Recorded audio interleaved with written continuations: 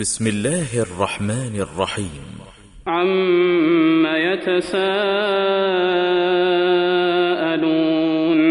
عن النبأ العظيم الذي هم فيه مختلفون كلا سيعلمون ثم كلا سيعلمون ألم نجعل الأرض مهادا والجبال أوتادا وخلقناكم أزواجا وجعلنا نومكم سباتا وجعلنا الليل لباسا وجعلنا النهار معاشا وبنينا فوقكم سبعا شدادا وجعلنا سراجا وهاجا وأنزلنا من المعصرات ماء ثجاجا لنخرج به حبا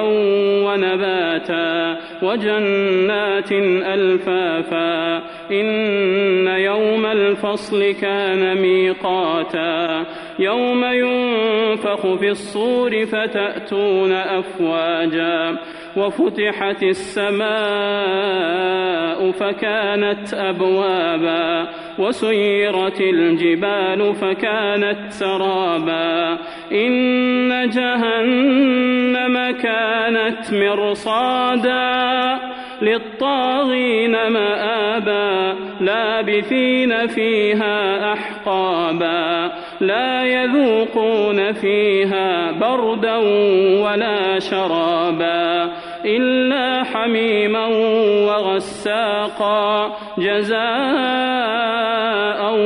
وفاقا إنهم كانوا لا يرجون حسابا وكذبوا بآياتنا كذابا وكل شيء أحصيناه كتابا فذوقوا فلن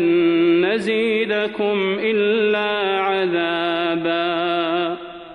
إن للمتقين مفازا حدائق وأعنابا وكواعب أترابا وكأسا دهاقا لا يسمعون فيها لغوا ولا كذابا جزاء من ربك عطاء حسابا رب السماوات والأرض وما بينهما الرحمن لا يملكون منه خطابا يوم يقوم الروح والملائكة صفا لا يتكلمون إلا من أذن له الرحمن وقال صوابا ذلك اليوم الحق فمن